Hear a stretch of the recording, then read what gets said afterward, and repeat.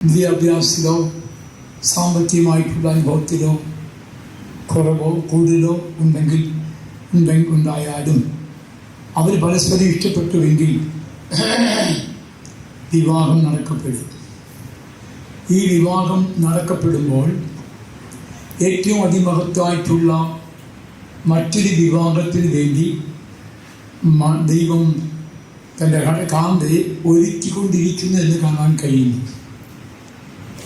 ഇത് നിഴലായ ഒരു വിവാഹമാണ്. എന്നാൽ ഏറ്റവും അതിമഹത്വമായിട്ടുള്ള മറ്റൊരു വിവാഹം നടക്കപ്പെടാൻ പോകുന്നു. അതാണ് ദൈവമക്കളുടെ പ്രത്യാശ. ദൈവത്തിൻ്റെ സ്തോത്രം. നമ്മൾ ബൈബിളിൽ പ്രധാനമായിട്ട് 4 വേദഭാഗങ്ങൾ വായിച്ചു. ഒന്ന്, ആദ്യമേ ഏതിൽ നടന്ന വിവാഹത്തെക്കുറിച്ച്.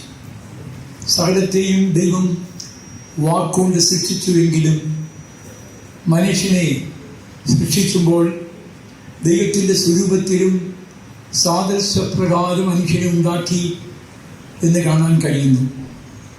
ദൈവത്തിൻ്റെ സ്വരൂപത്തിലും സാദൃശ്യപ്രകാരം ഉണ്ടാക്കിയ മനുഷ്യൻ്റെ മുമ്പിൽ കൂടെ സൃഷ്ടികളായിട്ടുള്ള സകല ജീവികളെയും എല്ലാ മൃഗങ്ങളെയും ഇഴജാതികളെയും ഭക്ഷ്യജാതികളെയും ഒക്കെ മനുഷ്യൻ്റെ മുമ്പിൽ കൂടെ കടത്തിവിട്ടു. ഓരോന്നിനും അതതിൻ്റെ പേര് നൽകി മാറ്റിയതല്ലാതെ ബൈബിൾ വ്യക്തമായി പറയുന്നു, അവയിൽ ഒന്നും മനുഷ്യന് തക്കതായ തുണ കണ്ടെത്തിയില്ല എന്ന് കാണുന്നു. അതുകൊണ്ടാണ് ദൈവദിനം വ്യക്തമായിട്ട് പറയുന്നത് മനുഷ്യന് തക്കതായ ഒരു തുണ ഉണ്ടാക്കി കൊടുക്കുക എന്നുള്ളതാണ്. എങ്ങനെയാണ് ദൈവം തുണ ഉണ്ടാക്കുന്നത്? ദൈവത്തിൻ്റെ സ്വരൂപത്തിലും സാദൃശ്യപ്രകാരം സൃഷ്ടിക്കപ്പെട്ടിരിക്കുന്നതായ മനുഷ്യന് അതേ സ്വരൂപവും അതേ സാദൃശ്യമുള്ള ഒരു മണവാട്ടിയുമാണ്. അതുകൊണ്ട് ദൈവം ചെയ്തത് പ്രകാരം മനുഷ്യന് ഗാഠനിർത്തി വരുത്തി അവൻ ഉറങ്ങിയപ്പോൾ അതിന് പകരം മാംസം പിടിപ്പിച്ചു. അതിൽ ഒരു അസ്ഥി എടുത്തിട്ട് അതിന് പകരം മാംസം പിടിപ്പിച്ചു. ആ വാരിയെലിനെ ഒരു സ്ത്രീയാക്കി മനുഷ്യൻ്റെ അടുക്കൽ കൂട്ടിക്കൊണ്ടുവന്നു എന്ന് കാണാൻ കഴിയുന്നു. യഹോവ ദൈവത്തോടു കൂടെ നടന്നു വരുന്ന സ്ത്രീയെ കണ്ടപ്പോൾ ആദാം ഇപ്രകാരം പറയുന്നു, ഇത് എൻ്റെ അസ്ഥിയിൽ അസ്ഥിയും എൻ്റെ മാംസത്തിന് മാംസമാകുന്നു. ഇവിടെ നരനെത്തിരിക്കാൻ ഇവൾക്ക് നാരി എന്ന് പേരാകും എന്ന് വചനം വായിക്കുന്നു. മനുഷ്യന് ദൈവം സൃഷ്ടിച്ച് ഉണ്ടാക്കിയ അല്ലെങ്കിൽ ഒരു മണവാട്ടി എന്ന് പറയുന്നത് അസ്ഥിയും അസ്ഥിയും മാംസത്തിന് മാംസമായിരിക്കുന്ന ഇവൾ. അതാണ് തക്ക തുണ. ഉൽപ്പത്തി പുസ്തകം 2-ാം അധ്യായത്തിൻ്റെ 18-ാം വാക്യത്തിൽ വായിക്കുമ്പോൾ ഇപ്രകാരം കാണുന്നു, അനന്തരം യഹോവയായ ദൈവം മനുഷ്യൻ ഏകനായിരിക്കുന്നത് നന്നല്ല, ഞാൻ അവന് തക്ക തുണ ഉണ്ടാക്കി കൊടുക്കുമെന്ന് അരുളി ചെയ്തു. ഇപ്പോൾ ഇവിടെ വിവാഹിതരായി ചെയ്യേണ്ടതായ വധൂവരന്മാർ രണ്ടുപേരും ഒരേ പ്രമാണത്തിൽ, ഒരേ നടത്തിപ്പിൽ, ഒരേ ആലോചനയിൽ, ഒരേ നിയമത്തിൽ വളർന്നു വരുന്ന കുഞ്ഞുങ്ങൾ തമ്മിലുള്ള വിവാഹമാണ്. ഈ വിവാഹത്തെക്കുറിച്ച് നമുക്ക് പറയാൻ കഴിയും, ഇത് അസ്ഥിയും അസ്ഥിയും മാംസത്തിന് മാംസമായിരിക്കുന്ന ഒരു ബന്ധം.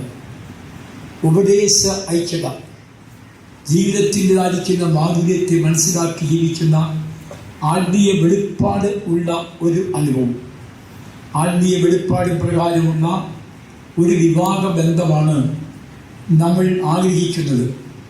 അതുകൊണ്ടാണ് വചനം വ്യക്തമായിട്ട് കോരിന്ത്യർ ലേഖനം 6-ാം അധ്യായത്തിൻ്റെ 14-ാം വാക്യത്തിൽ വായിക്കുമ്പോൾ കാണുന്നു, നിങ്ങൾ അവിശ്വാസികളോട് ഇണയില്ല കൂടരുത്, നീതിക്കും അധർമ്മത്തിനും തമ്മിൽ എന്തൊരു ചേർച്ച, വെളിച്ചത്തിന് ഇരുളോട് എന്ത് കൂട്ടായ്മ. വായിച്ചേ, നിങ്ങൾ അവിശ്വാസികളോട് ബന്ധമെടുക്കാൻ പാടില്ല. പിന്നെ നീതിക്കും അധർമ്മത്തിനും തമ്മിൽ എന്തൊരു നീതിക്കും അധർമ്മത്തിനും തമ്മിൽ എന്തോ ഒരു ചേർച്ച, വെളിച്ചത്തിന് ഇരുളോട് എന്തൊരു കൂട്ടായ്മ, ക്രിസ്തുവിനും ബലിയാലിനും തമ്മിൽ എന്ത് പൊരുത്തം, അല്ല വിശ്വാസിക്ക് അവിശ്വാസിയുമായ എന്ത് ഓഹരി, ദൈവാലയത്തിന് വിഗ്രഹങ്ങളോട് എന്ത് യോഗ്യത. നാം ജീവനുള്ള ദൈവത്തിന്റെ ആലയമല്ലോ, ഞാൻ അവരിൽ വസിക്കുകയും അവരുടെ ഇടയിൽ നടക്കുകയും ചെയ്യും.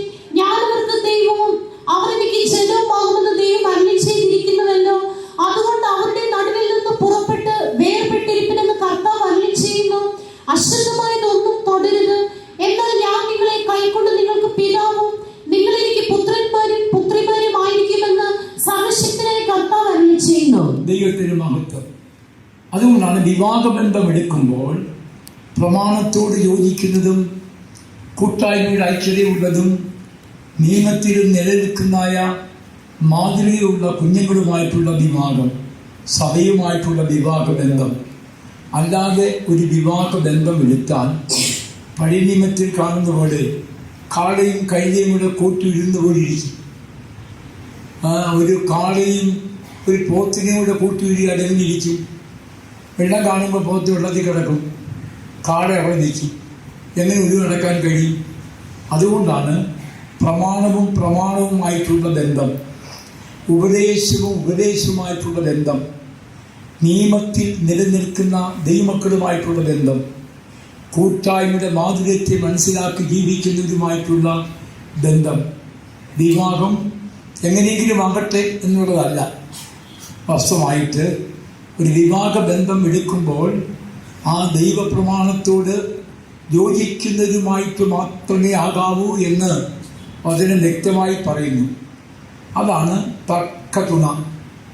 പ്രമാണത്തിൽ നിലനിൽക്കുന്ന ദൈവമക്കളുമായി നടക്കുന്ന വിവാഹബന്ധം അത് തക്ക തുണയാണ്.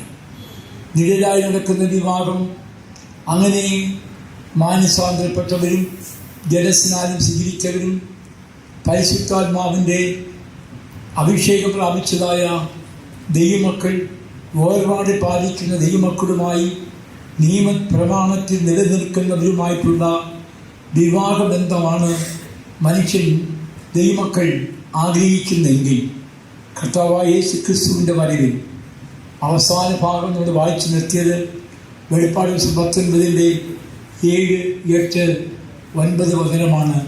നാം സന്തോഷിച്ചുല്ലസിച്ച് അവന് മഹത്വം കൊടുക്കുക. കുഞ്ഞാടിൻ്റെ കല്യാണം വന്നുവല്ലോ, അവൻ്റെ കാന്തയും തന്നെത്താൻ ഒരുക്കുന്നു. നാം സന്തോഷിച്ച് ഉല്ലസിച്ച് അവന് മഹത്വം കൊടുക്കുക. കുഞ്ഞാടിന്റെ കല്യാണം വന്നുവല്ലോ, അവന്റെ കാന്തയും തന്നെത്താൻ ഒരുക്കിയിരിക്കുന്നു. ദൈവത്തിന് സ്തോത്രം. കർത്താവായ യേശുക്രിസ്തു, കുഞ്ഞാടായ കർത്താവായ യേശുക്രിസ്തു തൻ്റെ കാന്തയ്ക്ക് വേണ്ടി വേഗം വരുന്നു, മണവാട്ടിക്ക് വേണ്ടി വേഗം വരുന്നു. അതാരാണ് ക്രിസ്തുവിൻ്റെ മണവാട്ടി?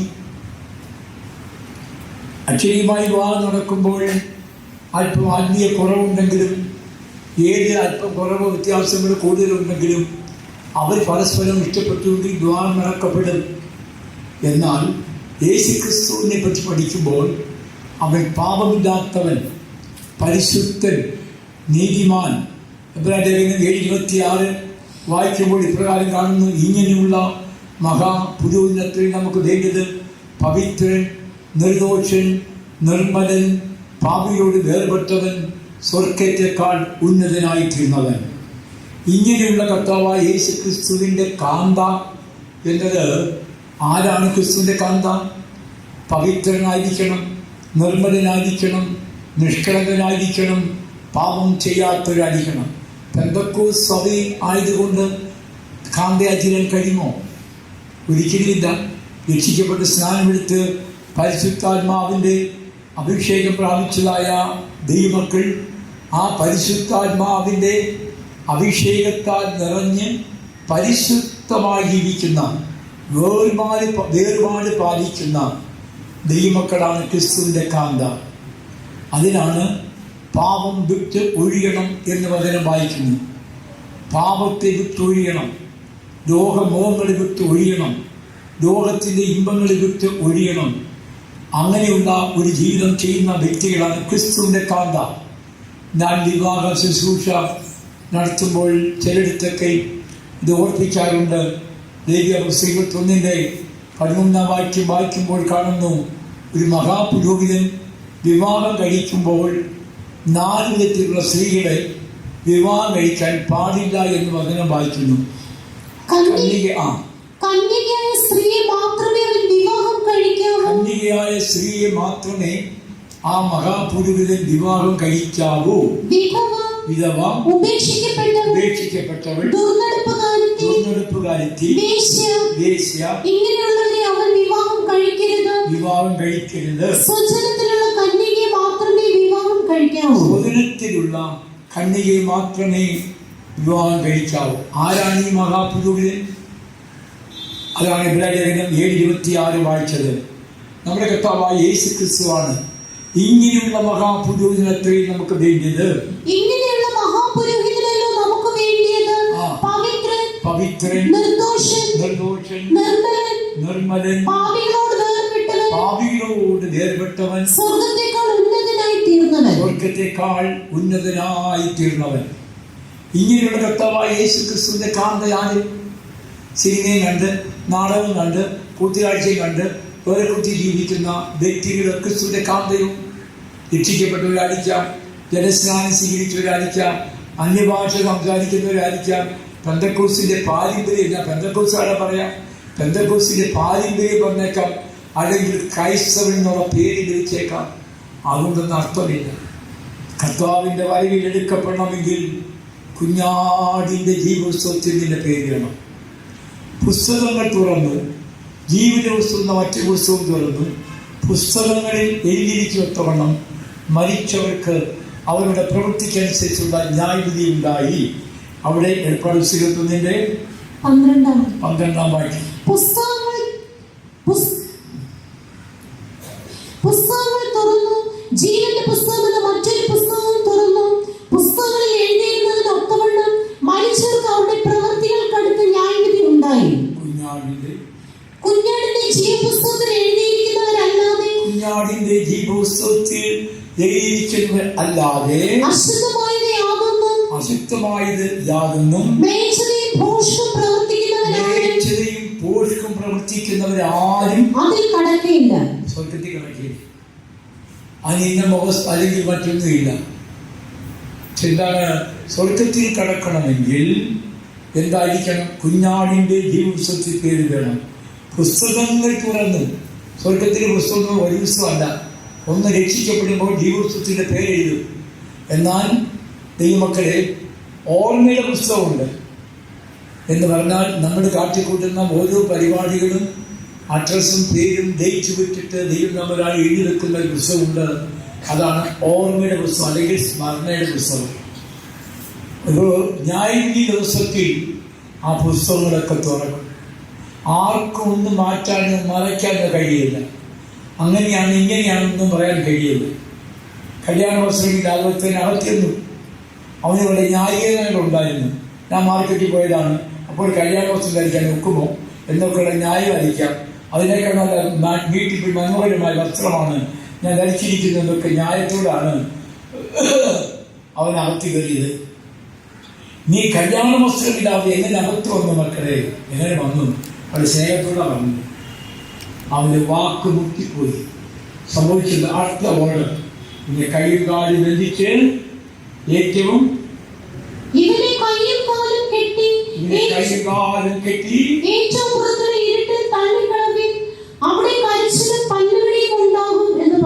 ദൈവമക്കളെ, ഒരിക്കലും ന്യായീകരണങ്ങളും നീതീകരണങ്ങളും അവിടെയില്ല. ഏതെല്ലാം കാര്യങ്ങൾ നമ്മൾ ചെയ്താലും അതൊക്കെ കറപുരണ്ട തുണി പോലെയുള്ളൂ. മത്തായി 7-ാം വായിക്കുന്ന പോലെ എന്നോട് കർത്താവേ കർത്താവേ എന്ന് പറയുന്ന ഏവനുമെല്ലാം സ്വർഗസ്നായ എൻ്റെ പിതാവിൻ്റെ ഇഷ്ടം ചെയ്യുന്നത്രേ സ്വർഗത്തിൽ കിടക്കുന്നത്. കർത്താവേ കർത്താവേ, നിന്റെ നാമത്തിൽ ഞങ്ങൾ പ്രവചിച്ചു, ഭൂതങ്ങളെ പുറത്താക്കി, അത്ഭുതങ്ങൾ ചെയ്തു, അടയാളങ്ങൾ ചെയ്തു, വീര്യപ്രവൃത്തികൾ ചെയ്തു, ഒരുപാട് ദാനധർമ്മങ്ങൾ ചെയ്തു, ഒരുപാട് ക്രിയകൾ ചെയ്തു, പാവപ്പെട്ടവരെ സഹായിച്ചു. ഒത്തിരി കാര്യങ്ങൾ നാം വരട്ട് പറയും. ഒടുവിലായി കർത്താവ് പറയുന്നത്, ഞാൻ നിന്നെ ഒരു നാളും നിങ്ങളെ അറിഞ്ഞിട്ടില്ല. നിങ്ങളെ അറിഞ്ഞിട്ടില്ല. അധർമ്മം പ്രവർത്തിക്കുന്നവരെ എന്നെ വിട്ടു പോകുവിനെന്ന് തീർത്തു പറയും. അധർമ്മം പ്രവർത്തിക്കുന്നവരെ എന്നെ വിട്ടു പോകുവിൻ. നീ ചെയ്യുന്ന കാര്യങ്ങളൊന്നും അവിടെ നിന്നും നീതി അവിടെ നിന്നും അഡ്രസ്സില്ല. നിങ്ങളുടെ നാല് വരെ വിവാഹം കഴിച്ചയച്ചേക്കാം, വസ്തുയില്ലാത്തവർക്ക് വസ്തു നിങ്ങൾ കൊടുത്തേക്കാം, ഭാവത്തവർക്ക് ദാനകർമ്മങ്ങൾ ചെയ്തേക്കാം, ഒരുപാട് പുണ്യപ്രവൃത്തികളൊക്കെ ചെയ്തേക്കാം. ഇതെല്ലാം ശരിയാണ്. പക്ഷേ അവിടെ നിന്ന് ആ രേഖയിലില്ല. കാരണം എന്താണ്? നിന്റെ ജീവിതത്തിലുള്ള അകൃത്യം, നിന്റെ ജീവിതത്തിലുള്ള പാപം, നിന്റെ ജീവിതത്തിലുള്ളായിരിക്കുന്നതായ ദുഷ്ട സ്വഭാവങ്ങൾ. ആരാധന കഴിഞ്ഞിട്ട് എന്താണ്, ഞാനൊരിക്കൽ കാറിൽ യാത്ര ചെയ്ത് പോകുമ്പോൾ ഒരു വ്യക്തിയുടെ കയ്യിൽ നല്ല മനോഹരമായിട്ടുള്ള ഒരു ബൈബിൾ കയ്യിൽ ഉണ്ട്. ഇടത്തെ കയ്യിൽ നല്ലൊരു ഒരു ബൈബിളുണ്ട്, വലത്തെ കയ്യിൽ ഒരു സിഗരറ്റ് വലിച്ച് ഇങ്ങനെ റോഡിൽ പോവുക. ഞാൻ ചിന്തിച്ച്, ദൈവമേ, ഒരു ഞായറാഴ്ച രാവിലെയാണ്, ഞാനൊരു സഭയിലേക്ക് പോകുന്ന വഴിയാണ്. അപ്പോൾ ഞാൻ പറഞ്ഞു, ഒന്ന് അല്പം എന്താണ് ഒന്ന് സ്ലോ ചെയ്ത് പോകാൻ പറഞ്ഞു. എന്താണ് പുള്ളി ആ പള്ളിയിലോട്ട് കയറാൻ പോവുക. അപ്പോൾ ഞാൻ എന്താണ് പുള്ളി ചെയ്യാൻ പോകുന്നതെന്ന് ഞാൻ ചിന്തിക്കാൻ കാണാൻ വേണ്ടിയായിരുന്നു. ആ പള്ളിയുടെ വാതിക്ക് വന്നപ്പോൾ കത്തിച്ച് ബാലൻസുള്ള സിഗരറ്റ് വലിച്ച് കഴിഞ്ഞിട്ട് ഒരു കുരിശും വലിച്ച് പുള്ളി പോവുക, കുർബാനയിലേക്ക് പോവുക. ഞാൻ കുറ്റം പറയല്ല, ബൈബിൾ കയ്യിലിരിക്കുന്നത് പോലും പുള്ളി മനസ്സിലാക്കുന്നു. എന്താണ് എന്നോട് കർത്താവേ കർത്താവേ എന്ന് പറയുന്നതല്ല, സ്വർഗസ്നായ എൻ്റെ പിതാവിൻ്റെ ഇഷ്ടം ചെയ്യട്ടെ സ്വർഗത്തിൽ കിടക്കുന്നത്. എന്താണ് ഇഷ്ടം? ദൈവത്തിന് ഇഷ്ടമോ നിങ്ങളെ ശുദ്ധീകരണം തന്നെ.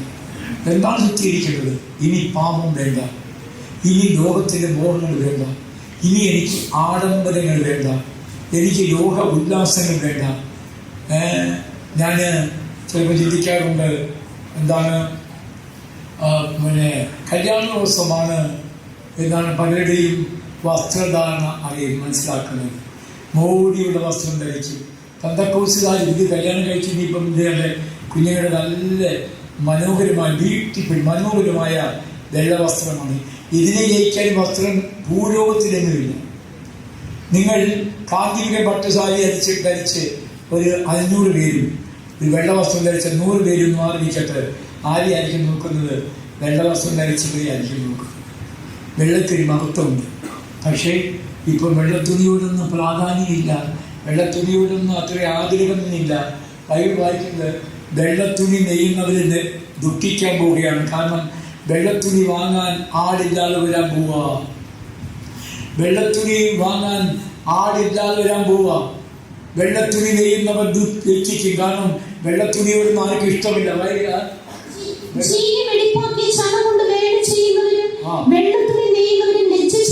ലജ്ജിച്ചു പോകും. കാരണം വെള്ളത്തുണി നെയ്താലും മേടിക്കാൻ ആളില്ല. കാരണം വെള്ളയോട് അത്ര താല്പര്യമില്ല.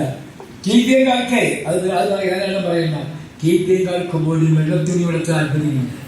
അതായത് ഈ കല്യാണം വരുമ്പോൾ മോടിയുള്ള വസ്ത്രമൊക്കെ ധരിച്ച് എന്താണ് എല്ലാവരെയും കാണിച്ചിട്ട് നടക്കുക. ഇങ്ങനെ എന്താ ആദ്യം കാണിക്കാനാണ് പലരും പറയുന്നത്? എന്താ അറിയാമോ? മോടിയുള്ള വസ്ത്രം നിങ്ങൾ ധരിക്കരുത്, ആഡംബരപ്രിയരായിട്ട് മാറരുത്. ആഡംബരം വാദ്യഘോഷവും നിന്നെ പാതാളത്തിലേക്ക് കൊണ്ടുപോകും. അതിന്റെ കീഴെ പുഴുക്കളെ വിരിച്ചിരിക്കുന്നു, കിണകൾ നിനക്ക് പുറപ്പായിരിക്കും. നിന്റെ ആഡംബരം വായിച്ചേ, നിന്റെ ആഡംബരവും വാദ്യഘോഷവും പാതാളത്തിലേക്ക് ഇറങ്ങിപ്പോയി.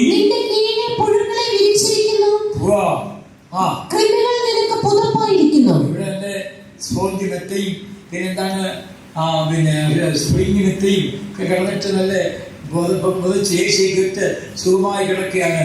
പക്ഷേ സ്വർഗത്തിൽ പോയില്ലെങ്കിൽ സംഭവിക്കുന്നത് പുഴുക്കളായിരിക്കും. നിനക്ക് പുതപ്പ്, കൃമികളായിരിക്കും പുതപ്പ്. അവിടെ ചെന്ന് കഴിഞ്ഞപ്പോൾ എന്താണ്? സാത്താനെ പെട്ടി അവിടെ ഇരിപ്പുണ്ട്. എല്ലാ വീട്ടിലുണ്ടല്ലോ സാത്താനെ പെട്ടി. ദൈവം തമ്പുരാനെ നമ്മൾ കയറ്റാതെ എന്താണ് വാതിൽ അടച്ചിരിക്കുന്നവരാണ് സാത്താൻ്റെ പെട്ടി. ടെലിവിഷൻ ഇപ്പോൾ അതൊന്നും വേണ്ട, നല്ലൊരു മൊബൈൽ ഫോൺ മതി. നെറ്റ് കണക്ഷൻ എടുത്ത് എന്താണ് എവിടെ വേണമെങ്കിലും എങ്ങോട്ട് വേണമെങ്കിലും കയറാം. അങ്ങോട്ട് കയറി ഇങ്ങോട്ട് കയറി അവിടെ കയറി ഇവിടെ കയറി വേണ്ടാത്ത സാധനങ്ങളൊക്കെ കണ്ട് മനസ്സ് തഴമ്പിച്ച് മനസ്സാക്ഷി നഷ്ടപ്പെട്ട് ജീവിക്കുന്ന വ്യക്തികൾ, നീ എത്ര മറുഭാഷ പറഞ്ഞാലും, എത്ര നീ ആരാധിച്ചു പോയാലും, എത്ര ബൈബിൾ തുറന്നാലും ഞാൻ നിന്നെ ഒരു നാടും അറിയുന്നില്ല എന്ന് പറയും.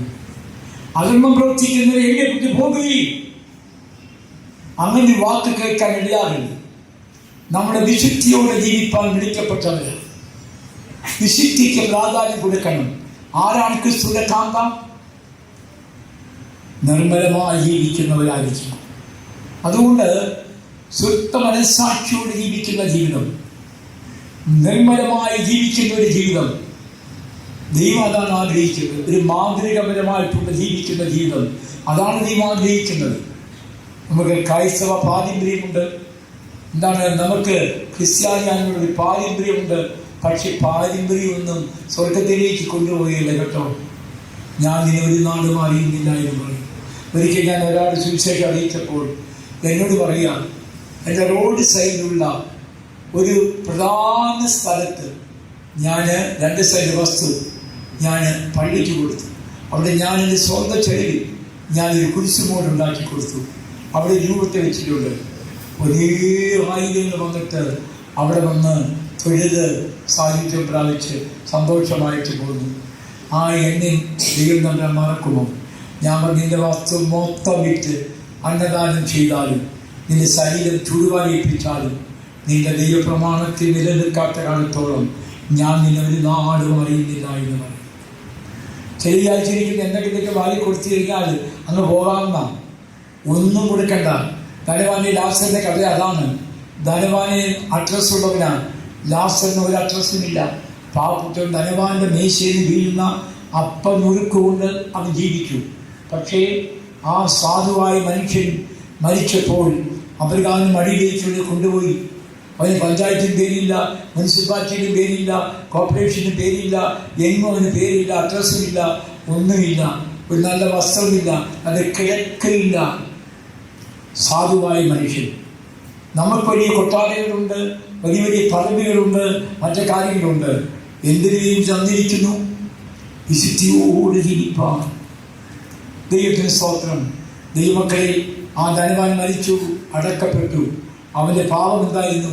തൂമ്പൽ വസ്ത്രം പട്ടും ധരിച്ച് ദിനംപ്രതി ആഡംബരത്തോടെ ജീവിച്ചു. വേറെ മദ്യപിച്ചതായിട്ടോ ദുർമാർഗിയായി ജീവിച്ചതായിട്ടോ ഒന്നും ബൈബിൾ പറയുന്നില്ല. അവൻ്റെ ആഡംബരവും അവൻ്റെ ധരിക്കുന്ന സുഖജീവിതങ്ങളും ഒക്കെ ദൈവം തമ്പുരാൻ കണ്ടു. ഒരു ആഡംബരമില്ല, ഒരു നല്ല വസ്ത്രം പോലും ഇല്ലാതെ ആ പാവപ്പെട്ടവൻ അവിടെ കിടന്നു. അവൻ മരിച്ചപ്പോൾ അടക്കാനായില്ല. പഞ്ചായത്തിൽ ഒന്ന് കുഴിച്ചിട്ടായിരിക്കാം, പട്ടിയെ മൂടുന്നോടെ മൂടിക്കാണും. പക്ഷേ ആത്മാവ് സ്വർഗത്തിൽ പോയി കേട്ടോ. എവിടെ മരിച്ചു, എങ്ങനെ മരിച്ചു എന്നല്ല കട്ട നോക്കുന്നത്, എങ്ങനെ ജീവിച്ചു എന്നുള്ളതാ കട്ട നോക്കുന്നത്. എങ്ങനെ ജീവിച്ചു മരിച്ചു, അതാണ് കട്ട നോക്കുന്നത്. നമുക്ക് വേറൊന്നും വേണ്ട, യേശുവിൻ്റെ വരവിൽ പോകണം. അതാണ് ക്രിസ്തുവിൻ്റെ കാന്ത എന്ന് പറയുന്നത്. അതാണ് അതിനെ പറയുന്നത്. തൻ്റെ കാന്തയും തന്നെത്താൻ ഒരുക്കുന്നു. അവൾക്ക് സ്വത്വവും ശുഭ്രമായി വിശേഷ വസ്ത്രം ധരിപ്പാൻ അവന്റെ കാന്തയും തന്നെത്താൻ ഒരുക്കിയിരിക്കുന്നു. അവൾക്ക് ശുദ്ധവും ശുഭ്രവുമായ വിശേഷ വസ്ത്രം ധരിപ്പാൻ കൃപ ലഭിച്ചിരിക്കുന്നു. ദൈവത്തിന്റെ സ്തോത്രം. പ്രിയ ദൈവമക്കളെ, ഒരു വിശേഷിക്കപ്പെട്ട ഒരു നല്ല വസ്ത്രം ദൈവം നമുക്ക് തരും. ദൈവത്തിന്റെ സ്തോത്രം. കഴിഞ്ഞ പ്രാവശ്യം കല്യാണം സർവവേത്തുവിലുണ്ടായിരുന്നു. ഞാൻ ചോദിച്ചു, മക്കളെ, നിങ്ങൾ ഉടുത്തിരിക്കുന്ന വസ്ത്രത്തെ കൂടുതൽ വസ്ത്രം, കൂടി വസ്ത്രം വേറെ ഉണ്ടോ? ഇല്ല, ഇത് ഞങ്ങൾ ഭക്ഷണശാലയിൽ പോയി ഭക്ഷണമെല്ലാം കഴിച്ച് എല്ലാം കഴിഞ്ഞ ശേഷം അവിടുന്ന് പോകുമ്പോൾ ഞങ്ങളുടെ വസ്ത്രം മാറും. അതുവരെ മാറത്തില്ല. കാരണം ഇതിനെ ജയിക്കാൻ ഒരു വസ്ത്രം വേറെയില്ല. നിങ്ങളെങ്ങനെയാണോ തീരുമാനിച്ച്? നന്നായിരിക്കും, ദൈവം അനുഗ്രഹിക്കട്ടെ. അല്ലാതെ വസ്ത്രമൊക്കെ മേടിച്ചിട്ടുണ്ടെങ്കിൽ അവിടെ ഇരുന്നോട്ട് നമ്മൾ പിന്നീട് മാറാം, ആവശ്യമൊക്കെ മാറാം. അതുകൊണ്ട് പക്ഷേ പറയാൻ സ്വാതന്ത്ര്യം. അപ്പോൾ വേറെ വസ്ത്രം കൊണ്ടുപോകാനായിട്ടൊക്കെ ഇതിനെ അത് തയ്യാറാക്കി വന്നിരിക്കുകയാണ്. ചിലർ ഒരുക്കാനായിട്ട് ഇതിനെ കാത്തിരിക്കുകയാണ്. മനസ്സിലാക്കുന്നത് ആയിരിക്കട്ടെ, അതൊക്കെ അവിടെ ഇരുന്നോട്ടെ. ഏതായാലും ശരി, ഈ മോൻ്റെ കാര്യം പറഞ്ഞാൽ ഈ വിശ്വാസികളുടെ പണിത്, ഈ ആരാധനയോട് പണിത്, ഇതിൻ്റെ ഓരോ കല്ലും പറയും ഈ മോൻ്റെ കഷ്ടപ്പാട്. അധ്വാനിക്കുന്ന നല്ല പൈതൽ ലാഭങ്ങൾ കഷ്ടപ്പെടുവാനും ഇവിടെ കഷ്ടപ്പെട്ട കുറച്ച് കുഞ്ഞുങ്ങളുണ്ട്. അവരെല്ലാം നല്ല നിലയിലെത്തി. കുഞ്ഞുങ്ങളെല്ലാവരും നല്ല ജോലിയിലെത്തി. ഒരു നല്ല മാതൃകയുള്ള ഒരു കൊച്ചുമോനാണ് ഇത്. ദൈവത്തിന് സ്തോത്രം.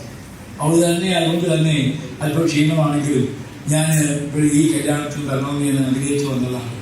ദൈവത്തിന് സ്തോത്രം. പ്രിയ ദൈവമക്കളെ, കർത്താവിന് വേണ്ടി കഷ്ടപ്പെടുന്നവരെ ദൈവം മാനിക്കും. അധ്വാനിക്കുന്ന രാത്രിയും പകലുന്നില്ല ഈ പണികൾക്ക് വേണ്ടി കഷ്ടപ്പെട്ട വ്യക്തിയാണ്. അങ്ങനെയുള്ളവരെ ദൈവം കൈവിടത്തില്ല. അങ്ങനെയുള്ളവരെ ദൈവം ഉപേക്ഷിക്കത്തില്ല. ദൈവം അവരെ തള്ളിക്കളയത്തില്ല. ദൈവം അവരെ മാനിക്കും. വിശുദ്ധന്മാരെ പറയുന്ന വാക്കുകൾ കേട്ട് അനുസരിച്ച് ജീവിക്കുന്ന ഒരു ജീവിതം മനോഹരമാണ്. അവർ പറയുന്ന വാക്കുകൾ അതുപോലെ അനുസരിച്ചാൽ അത് അനുഗ്രഹം തന്നെയാണ് ദൈവമക്കളെ. നമ്മൾ ചിന്തിക്കാം, യേശുവിൻ്റെ വരവിൽ ആരാണ് എടുക്കപ്പെടുന്നത്? ക്രിസ്തുവിൻ്റെ കാന്ത മണവാട്ടിയാണ്. ഊനമില്ലാത്തൊരു മണവാട്ടി, പാപമില്ലാത്തൊരു മണവാട്ടി. കുറവോട് കുറ്റങ്ങളുടെ ജീവിതത്തിൽ സംഭവം ഉണ്ടാകാം. ഈ കൃപയുടെ കാലഘട്ടത്തിൽ ഇപ്പോൾ കരുണയുടെ വർഷമാണ്, കരുണയുടെ കാലഘട്ടമാണ്. ഈ കരുണാസമ്പന്നനായ കർത്താവിലേക്ക് അടുത്ത് കരുണയ്ക്ക് വേണ്ടി നിലവിളിക്കണം. പക്ഷെ എന്താണ്? തെറ്റുകളും കുറ്റങ്ങളും പാപങ്ങൾ ഏറ്റുപറഞ്ഞ് ഉപേക്ഷിച്ച് വിശുദ്ധീകരണം പ്രാപിക്കണം. അങ്ങനെ നല്ലൊരു മനസ്സാക്ഷി നമുക്ക് ദൈവം സമ്പാദിക്കണം. അങ്ങനെ നല്ലൊരു മനസ്സാക്ഷി സമ്പാദിച്ചാൽ കർത്താവിൻ്റെ വരവിൽ നമുക്ക് എടുക്കപ്പെടാൻ ദൈവമക്കൾ. ഈ ലോകത്തിൽ നമുക്കൊന്നും വേണ്ട. ലോകത്തിൽ എത്ര സമ്പാദിച്ചാലും എന്തെല്ലാം നേട്ടങ്ങൾ ഉണ്ടാക്കിയാലും അതൊക്കെ മായ. എന്തെല്ലാം ചെയ്താലും അതൊക്കെ മായയാണ്, നശിച്ചു പോകുന്നതാണ്. നശിക്കാത്തൊരു നിത്യഭവനം ദൈവം നമുക്കായിട്ട് ഒരുക്കുന്നുണ്ട്. ദൈവത്തിന് സ്തോത്രം. അതിനാൽ ആരാണ് ക്രിസ്തുവിൻ്റെ തക്ക തുണ? പ്രമാണത്തിൽ നിലനിൽക്കുന്നവർ. എൻ്റെ ശബ്ദം കേൾക്കുന്നവർ ആരെങ്കിലും ഈ പ്രമാണം സ്വീകരിക്കാത്തവരുണ്ടെങ്കിൽ, രക്ഷാനുഭവം പ്രാപിച്ച് ജലസ്നാനം സ്വീകരിച്ച് പരിശുദ്ധാത്മാഭിഷേകം പ്രാപിച്ച് വിശുദ്ധിയോട് ജീവിക്കാൻ പൂർണ്ണമായും സമർപ്പിക്കാം. അതിന് വേർപാട് ജീവിതം നമുക്ക് ചെയ്യണം. ഏതെങ്കിലും കൊച്ചു കുഞ്ഞുങ്ങളെ പിടിച്ച് വെള്ളത്തിൽ മുക്കുന്ന സ്നാനമല്ല ഇത്. മാനസാന്തരപ്പെട്ട ശേഷമുള്ള സ്നാനമാണ് സ്വർഗം അംഗീകരിക്കുന്നതിന് മാതൃക കാണിച്ചത് യേശു. 30-ാമത്തെ വയസ്സിൽ യോഹന്നാന്റെ കൈക്കീഴിൽ രണ്ടുപേര് വെള്ളത്തിലിറങ്ങി. യോഹന്നാന്റെ കൈക്കീഴിൽ യേശു സ്നാനമേറ്റു. യേശു പറഞ്ഞു, യോഹന്നാനെ ഇപ്പോൾ സമ്മതിക്കാം, ഇങ്ങനെ സകല നീതി നിവർത്തിക്കുന്നത് നമുക്ക് ഉചിതമാണ്. യേശു മാതൃക കാണിച്ചതാണ്. എൻ്റെ പാപം കുറിച്ചിടാൻ വേണ്ടിയല്ല, മാതൃക കാണിച്ചു. ആ യേശുവിൻ്റെ മാതൃക പിൻഗമിക്കാത്ത ആരെങ്കിലും ഉണ്ട് എൻ്റെ ശബ്ദം കേൾക്കുന്നെങ്കിൽ വേഗത്തിൽ അപ്പോസ്തലീയ പ്രമാണത്തിൽ നിലനിന്നുകൊണ്ട് അപ്പോസ്തലന്മാരുടെ കൈക്കീഴിൽ സ്നാനമേറ്റോണം. എവിടെയെങ്കിലും പോയി ആരെങ്കിലും പിടിച്ച് മുക്കിയുള്ള അർത്ഥമില്ല. ഈ അർത്ഥത്തിലൊരു മറ്റ് സഭയിൽപ്പെട്ടൊരു കുടുംബം നമ്മൾ ഐക്യപ്പെട്ടു. ഇവിടുത്തെ പ്രമാണങ്ങൾ ഉപദേശിച്ചത് കേട്ടപ്പോൾ ഞാൻ സ്വീകരിച്ചിരിക്കുന്ന സ്നാനം ശരിയല്ല എന്ന് ഞാൻ പറഞ്ഞു. ഞാൻ പറഞ്ഞു, എന്താ കാര്യം? പുള്ളി അഭിഷേകനല്ലേ, അന്യഭാഷ സംസാരിക്കുന്ന ആളല്ലേ, പുള്ളി ഒരു വേർപാട് പാലിക്കുന്ന വ്യക്തിയല്ലേ എന്ന് ഞാൻ ചില കാര്യങ്ങൾ ചോദിച്ചപ്പോൾ പറഞ്ഞു, ശരിയാണ് അപ്പച്ച, തൻ്റെ വീട്ടിൽ, ഞങ്ങളുടെ ശുശ്രൂഷകൻ്റെ വീട്ടിൽ ഇല്ലാത്ത പരിപാടിയില്ല. ഞങ്ങളെവിടെ വിളിച്ചുകൊണ്ട് പോകും ഓരോ പരിപാടി കാണാൻ. നാടകം കാണും, സിനിമയും കാണും, കുത്തിക്കാഴ്ചയും കാണും, ക്രിക്കറ്റ് കളിയിൽ കാണും, മറ്റേ കളിയിൽ കാണും. ഞാൻ പറഞ്ഞു, വേഗത്തിൽ സ്ഥാനപ്പെട്ടോണം. കാരണം ആ പുള്ളിയുടെ സ്ഥാനം സ്വർഗം അംഗീകരിക്കത്തില്ല. കാരണം പുള്ളിക്ക് വേർപാടില്ല, പുള്ളിക്ക് പരിശുദ്ധമില്ല, പുള്ളിക്ക് പ്രമാണമില്ല. അങ്ങനെ ഒരു വ്യക്തി അന്യഭാഷ പറഞ്ഞു വിചാരിച്ചിട്ട് ആ സ്ഥാനം അംഗീകരിക്കത്തില്ല. അങ്ങനെ ആരെങ്കിലും സ്ഥാനപ്പെട്ട് നടക്കുന്നുണ്ടെങ്കിൽ വേഗത്തിൽ സ്ഥാനപ്പെട്ടോണം. കാരണം സ്വർഗത്തിൽ പോകാൻ വേണ്ടി നമുക്ക് ഭൂമിയൊന്നും വേണ്ട. അതാണ് കറക്റ്റായിട്ടുള്ള ദൈവപ്രമാണം. ആ ദൈവപ്രമാണത്തിൽ നിലനിൽക്കുന്നവരുമായിട്ട് നമുക്ക് എന്ത് ചെയ്യണം? ജീവിക്കണം. അങ്ങനെ വേർപാട് പാലിച്ചുകൊണ്ട് പ്രത്യാശയോട് കാത്തിരിക്കുന്ന, വിശുദ്ധിയോട് കാത്തിരിക്കുന്ന ദൈവമക്കൾക്ക് വേണ്ടി സ്വർഗത്തിൻ്റെ വാതിൽ തുറക്കുന്നു. ഞാൻ നിങ്ങൾക്ക് സ്ഥലമൊരുക്കാൻ പോകുന്നു. ഞാൻ പോയി സ്ഥലമൊരുക്കുക. ഞാൻ ഇരിക്കുന്നിടത്ത്. യോഹന്നാൻ 14:2 വാക്യമായത്, എന്റെ പിതാവിന്റെ ഭവനത്തിൽ അനേക വാസസ്ഥലങ്ങളുണ്ട്. ഇല്ലെങ്കിൽ ഞാൻ നിങ്ങളോട് പറയുമായിരുന്നു, ഞാൻ നിങ്ങൾക്ക് സ്ഥലം ഒരുക്കുവാൻ പോകുന്നു. ഞാൻ നിങ്ങൾക്ക് സ്ഥലങ്ങളല്ല സ്ഥലമൊരുക്കാൻ പോകുന്നു. ഞാൻ പോയി നിങ്ങൾക്ക് സ്ഥലമൊരുക്കാൻ ഞാൻ ഇരിക്കുന്ന ഇടത്ത് നിങ്ങളും ഇരിക്കേണ്ടതിന് പിന്നെയും വന്ന് നിങ്ങളെ എന്റെ അടുക്കൽ ചേർത്തുകൊള്ളും. അനേക വാസസ്ഥലങ്ങൾ സ്വർഗത്തിലുണ്ട്. അതിൽ ഏതെങ്കിലും ഒരു സ്ഥലമല്ല നമുക്ക് മണവാട്ടിക്ക് വേണ്ടി ഒരു മണിയറ ഒരുക്കുന്നു. പണ്ടൊക്കെ കല്യാണം കഴിച്ച് വീട്ടിലേക്കാണ് പോകുന്നത്, ഓഡിറ്റോറിയത്തിലല്ല. വീട്ടിൽ ചെല്ലുമ്പോൾ അവിടെ കയറുന്നൊത്ത് നല്ലൊരു പനിയോലൊക്കെ ആർച്ചൊക്കെ കിട്ടും. അതിനകത്ത് ചെല്ലുമ്പോൾ അതൊരു നാലിന് തട്ടും മേശയും കസേരകൾ കാണും. മണവാട്ടി അവിടെ ഇട്ട് ജനങ്ങളെല്ലാം അവിടെ കയറി ഇരിക്കും. അവിടെ കയറുമ്പോൾ തന്നെ രണ്ട് സൈഡിൽ നിന്നുകൊണ്ട് പനനീർ തളിച്ച് അവിടെ അകത്തോട്ട് കയറി അവിടെ എന്ത് ചെയ്യാണ് കൊണ്ടിരുന്നിട്ട് പ്രൈസ് കൊടുക്കാനുള്ള സമയമാണെന്ന് പറയും. എന്ത് ചെയ്യും? പ്രൈസ് കൊണ്ട് കൊടുക്കുമ്പോൾ നാദങ്ങൾക്ക് കൈ കൊടുക്കും. അത് വലിയ കാണേണ്ടതായ നല്ലൊരു ചടങ്ങ്, നല്ലൊരിതാണ്. നിഴലായി നടക്കുന്നെങ്കിൽ ഇതെല്ലാം കഴിഞ്ഞിട്ട് പറയും മണവാളിനെ മണവാട്ടി മണിയറയിലേക്ക് അല്ലെങ്കിൽ പ്രവേശിക്കാൻ പോവുകയാണെന്ന് പറയും. മണവാട്ടിയുടെ കൈക്ക് പിടിച്ച് മണിയറയിലേക്ക് പോകും. കുറച്ച് കഴിഞ്ഞിട്ട് ഇറങ്ങി വരും. അതൊരു നിഴലായി നടക്കുന്ന ഒരു ചടങ്ങാണ്. അതിലേറ്റവും പൊരുളായി ഒന്നുണ്ട്. മണവാളൻ്റെ മണവാട്ടിയല്ലാതെ ഒരൊറ്റ വ്യക്തി അകത്തേക്കില്ല. കാരണം ഈ മോൻ്റെ അല്ലെങ്കിൽ സഹോദരിയോ സഹോദരനോ സ്വന്തക്കാരോ ചാർച്ചക്കാരോ അപ്പനോ അമ്മയോ ആരിരുന്നാലും മണവാട്ടിക്ക് മാത്രമേ ഭാര്യയ്ക്ക് മാത്രമേ കൈ കൊടുത്ത് അവർ അകത്തേക്ക് പ്രവേശിക്കും. ഇതാണ് ക്രിസ്തുവിൻ്റെ കാന്ത. നമുക്ക് വേണ്ടി മണിയറ ഒരുക്കുന്നതാണ് പുതിയ യെരൂശലേം. പുതിയ യെരൂശലേം തൻ്റെ മണവാട്ടിക്ക് ഒരുക്കുന്ന മണിയറയാണ്. ആ പുതിയ യെരൂശലേമിൽ ചെന്ന് ചേരുവാനായിട്ട് നമ്മുടെ ജീവിതത്തെയും നമ്മൾ ക്രമീകരിക്കണം. അതാ വെളിപ്പാട് പുസ്തകത്തിൽ വായിക്കുന്ന 21-ാം അധ്യായത്തിൽ പുതിയ യെരൂശലേം വിശുദ്ധ നഗരം ഭർത്താവിനായി അലങ്കരിച്ചിരിക്കുന്ന മണവാട്ടിയെ പോലെ ഒരുങ്ങി സ്വർഗ്ഗത്തിൽ നിന്ന് ഇറങ്ങുന്നതായിട്ട് യോഹന്നാൻ അപ്പോസ്തലൻ കാണുന്നു. പുതിയ യെരൂശലേം എന്ന വിശുദ്ധ നഗരം ഭർത്താവിനായി അലങ്കരിച്ചിരിക്കുന്ന മണവാട്ടിയെ പോലെ ഒരുങ്ങി സ്വർഗ്ഗത്തിൽ നിന്ന് ദൈവസന്നിധിയിൽ നിന്ന് ഇറങ്ങുന്നതും ഞാൻ കണ്ടു. ദൈവമക്കളെ, മണവാട്ടിക്ക് വേണ്ടി ഒരു മണിയറ ഒരുക്കുന്നുണ്ട്. ആ മണിയറയാണ് പുതിയ യെരൂശലേം. അത് അവകാശമാക്കാനായിട്ട് നമുക്ക് ഒരുങ്ങാം. എൻ്റെ ശബ്ദം കേൾക്കുന്നവരിൽ എല്ലാവരും നിത്യരാജ്യത്തിൽ കാണാനായിട്ട് ഒരുങ്ങി കാത്തിരിക്കും. തൻ്റെ കാന്തയും തന്നെ താൻ വിളിക്കുന്നു. ശുദ്ധവും ശുദ്ധമായ വിശേഷവസ്ത്രം ധരിച്ചുകൊണ്ട് ആ മണവാളനോടുകൂടെ നിത്യം നിത്യം നിത്യം യുഗായുഗം അവനോട് വാഴുവാൻ കൊണം എന്നെയും നിങ്ങളെയും ദൈവം ഒരുക്കട്ടെ. ഈ വചനങ്ങൾ ആർക്കും കണിയായി മാറരുത്. ഈ വചനങ്ങൾ ആർക്കും ന്യായവിധിയായിട്ട് മാറരുത്. നിത്യരാജ്യത്തിൽ പ്രവേശിപ്പാൻ നമുക്ക് ഒരുങ്ങി കാത്തിരിക്കാം. ആ നികട്ടവായ യേശുവേ വേഗം വരണമേ. ദൈവം സഹായിക്കട്ടെ. ദൈവമക്കൾ ചേർന്ന് ഒരു അല്ലേലൂയ പറയാമോ? ഇനി മണവാളും മണവാട്ടിയും അന്വേഷിച്ചുള്ള ചില വചനങ്ങൾ ചുരുക്കവാചകത്തിൽ ഞാൻ നിൽക്കാം. പത്രോസ് ലേഖനം 3:1 വാക്യം. ഒന്ന്, ഭാര്യമാരോട് പറയുന്നു ഭർത്താക്കന്മാർക്ക് കീഴടങ്ങിയിരിക്കണം. അതാണ് പ്രമാണം. ഭാര്യമാർ ഭർത്താക്കന്മാർക്ക് കീഴടങ്ങിയിരിക്കണം. കീഴ്പ്പെട്ടിരിക്കുന്ന ഒരു അനുഭവമാണ്. ഇപ്പോൾ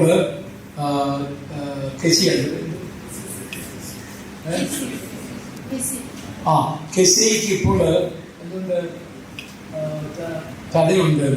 അല്പം കഴിയുമ്പോൾ ആദായം മാറാൻ പോവാ ഹിവി. അപ്പോൾ ഇപ്പോൾ കെസിക്ക് കഥയുണ്ട്. ഇപ്പോൾ എന്ത് വേണമെങ്കിൽ തീരുമാനമെടുക്കാം. ഈ വിവാഹം വേണമെന്ന് നോക്കാം, വേണ്ടെന്ന് നോക്കാം. ഇപ്പോൾ തീരുമാനം. കുറച്ച് കഴിയുമ്പോൾ പരസ്പരം കൈകൾ കൊടുത്ത് ഉടമ്പടി ചെയ്ത് ഭാര്യ ഭർത്താവായി കഴിഞ്ഞിട്ട് ഒരു തീരുമാനത്തിലും പുറകോട്ട് മാറാൻ നോക്കത്തില്ല. അതാണ് പ്രമാണം. കാരണം കെസിയയുടെ കല ആരാകാൻ പോവുകയാണ്. ജിബി ഇവിടെ വാദിയായിട്ട് എന്താണ്? 1 കൊരിന്ത്യർ 2-ാം അധ്യായത്തിന്റെ 3-ാം വാക്യം. എന്നാൽ ഏത് പുരുഷന്റെയും തല ക്രിസ്തു, സ്ത്രീയുടെ തല പുരുഷൻ, ക്രിസ്തുവിന്റെ തല ദൈവമെന്ന് നിങ്ങൾ അറിയണമെന്ന് ഞാൻ ആഗ്രഹിക്കുന്നു. ഏത് പുരുഷന്റെയും ക്രിസ്തുവാണ്. ജീവന് ഏത് തീരുമാനം എടുക്കുമ്പോഴും എന്താണ് യേശുവിനോട് ചോദിച്ച് പ്രാർത്ഥിച്ച് വേണം ചെയ്യാം. അതുപോലെ കെസിയ ഏത് തീരുമാനം എടുക്കുമ്പോഴും ജീവനോട് ചോദിച്ച് എന്ത് ചെയ്യണം എന്ന് ചോദിക്കണം. അതാണ് പ്രമാണം. ആ നിയമത്തിൽ എന്ത് ചെയ്യണം? കടന്നു വരണം. കെസിയെ പറ്റി എന്നോട് കഴിഞ്ഞ ദിവസം ഒരാൾ പറയുണ്ടായി, നല്ല അഭിഷേകമുള്ള കുഞ്ഞാണ്, ആത്മാവിൽ ശരിക്കും നിറഞ്ഞ് ജീവിക്കുന്നൊരു കൊച്ചാണ്, നല്ല എന്താണ് മാതൃകയുള്ളൊരു കുഞ്ഞാണ്, നല്ല സ്വഭാവമുള്ളൊരു കുഞ്ഞാണെന്ന് ഒരാൾ എന്നോട് കെസിയെ പറ്റി പറഞ്ഞു. എനിക്കത് കേട്ടപ്പോൾ സന്തോഷമായി. പരിശുദ്ധാത്മാഭിഷേകം പ്രാപിച്ചൊരു കൊച്ചാണത്. അഭിഷേകത്തിൻ്റെ ശക്തിയാൽ നിറഞ്ഞ് ആത്മാവിൽ നിറഞ്ഞ് ആരാധിക്കുന്ന ഒരു കുഞ്ഞാണല്ലോ എന്നോർക്കുമ്പോൾ സന്തോഷം. രണ്ടുപേരും പ്രാർത്ഥിച്ചിരിക്കുമ്പോൾ എന്ത് ചെയ്യണം? ഉടകാലം മുടക്കിരുന്ന് ആത്മാവിൽ നിറഞ്ഞ് അന്യഭാഷ സംസാരിച്ച് ദൈവത്തോട് നിലവിളിക്കുമ്പോൾ ദൈവം അവരുടെ പ്രാർത്ഥന കേൾക്കും, അവരുടെ യാതന ദൈവം കേൾക്കും. അതുകൊണ്ട് ഭാര്യമാർ ഭർത്താക്കന്മാർക്ക് കീഴ്പ്പെട്ടിരിക്കണം. അവരിൽ വചനം അനുസരിക്കാത്ത പക്ഷം ഭയത്തോടു കൂടിയ നിങ്ങളുടെ നിർമ്മലമായ നടപ്പ് കണ്ടറിഞ്ഞ് വചനം കൂടാതെ ഭാര്യമാരുടെ നടപ്പിനാൽ ചേർന്ന് വരുവാൻ ഇടയാകും.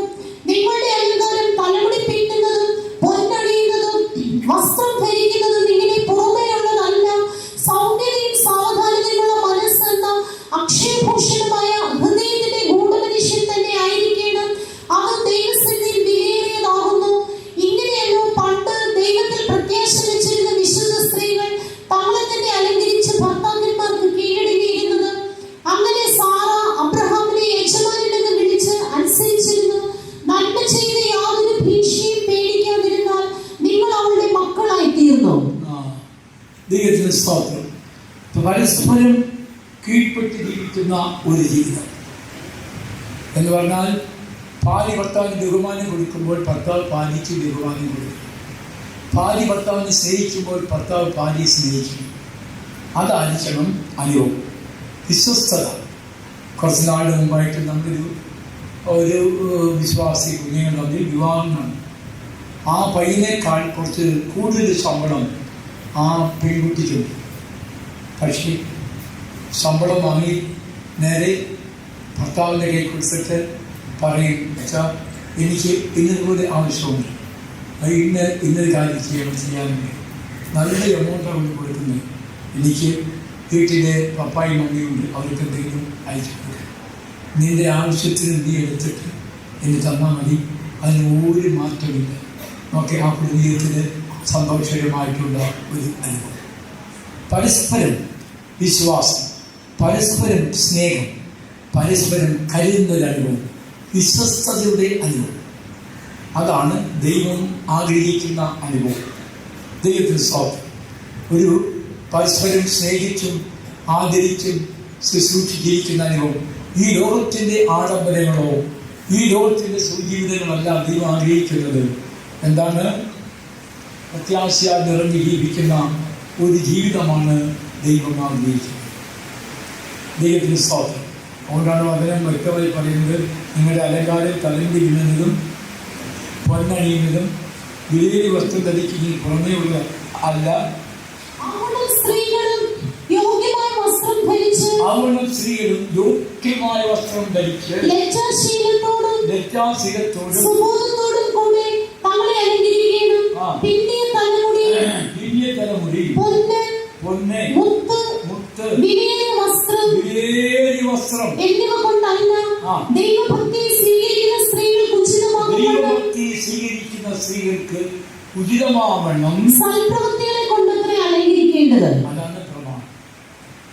ഈ അക്ഷരീയമായിട്ടുണ്ടായ ഏതെങ്കിലും അലങ്കാരങ്ങളല്ല ദൈവം ആഗ്രഹിക്കുന്നത്. മോടിയുള്ള വസ്ത്രം ധരിക്കുന്നവർ എവിടാണെന്ന് പറയുന്നത്? നിങ്ങളെ പള്ളിയിൽ മോടിയുള്ള വസ്ത്രം ധരിച്ചു വന്നാൽ അവിടെ പറയും, സുഖേന ഇരുന്നാൽ ഒരു പാവപ്പെട്ട സാധുവായി മനുഷ്യൻ വന്ന് എഴുതി മാറിയതാ എന്ന് പറയും. ഞാൻ പറഞ്ഞല്ല, കർത്താവിന് പറഞ്ഞതാ. നിങ്ങളുടെ പള്ളിയിൽ മോടിയുള്ള വസ്ത്രം ധരിച്ചും പൊന്മോതിരം ഇട്ടുകൊണ്ടൊരുത്തനും മുഷിഞ്ഞ വസ്ത്രം ധരിച്ചൊരു ദരിദ്രനും വന്നാൽ നിങ്ങൾ മോടിയുള്ള വസ്ത്രം ധരിച്ചവരെ നോക്കി ഇവിടെ സുഖേന ഇരുന്നാലും എന്നും ദരിദ്രനോട് നീ അവിടെ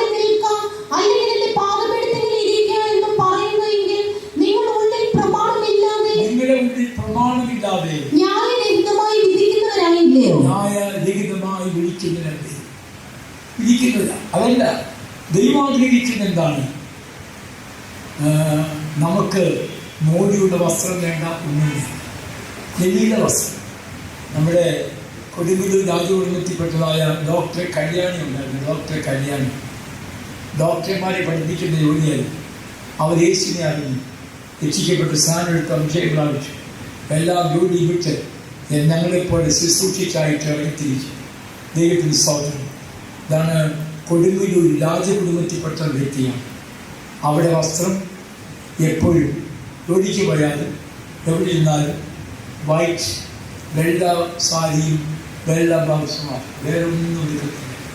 ദൈവത്തിന് സ്തോത്രം. എത്ര അതുകൊണ്ട് അവിടെ സ്ഥാനം പോയോ, അവിടെ മാനം പോയോ ഒന്നുമില്ല. അതാണ് ദൈവക്കടയിൽ യോഗ്യമായിട്ടുള്ള അനുഭവം എന്ന് പറയുന്നത്. അതുകൊണ്ട് നമുക്ക് പുറമേയുള്ള അലങ്കാര വസ്ത്രങ്ങളോ അലങ്കാരങ്ങളൊന്നും നമുക്ക് വേണ്ട. ലളിത വസ്ത്രം, ലളിത ജീവിതം ചെയ്ത് ജീവിക്കുന്ന ഒരു ജീവിതമാണ് ദൈവം ആഗ്രഹിക്കുന്നത്. ദൈവത്തിന് സ്തോത്രം. ഞാൻ അധികം നീക്കിക്കൊണ്ടുപോകാൻ ആഗ്രഹിക്കുന്നില്ല. ഒരു വാക്ക് ചുരുക്കട്ടെ. വചനം വ്യക്തമായി പറയുന്നു. ഭർത്താക്കന്മാരെ കുറിച്ച് പറയുമ്പോൾ, ഭർത്താക്കന്മാരെ നിങ്ങളുടെ ഭാര്യമാരെ സ്നേഹിക്കും. കൊലോസ്യ ലേഖനം 3:19. ഭർത്താക്കന്മാരെ നിങ്ങളുടെ ഭാര്യമാരെ സ്നേഹിപ്പിൻ, അവരുടെ കൈപ്പായിരിക്കുകയും വരുത്. അവരുടെ കൈപ്പായിരിക്കും.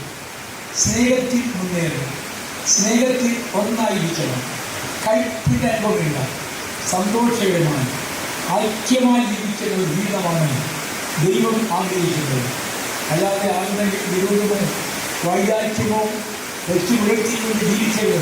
സ്നേഹത്തിൽ മുന്നോട്ട് പോകണം, ഐക്യതയിൽ മുന്നോട്ട് പോകണം. മാത്രമല്ല അതിന് വ്യക്തമായി പറയുന്നു, പ്രാർത്ഥനയിൽ നിങ്ങൾ മുൻപോട്ട് പോകണം. യേശുവിനെ മുൻനിർത്തിക്കൊണ്ട് ജീവിക്കണം.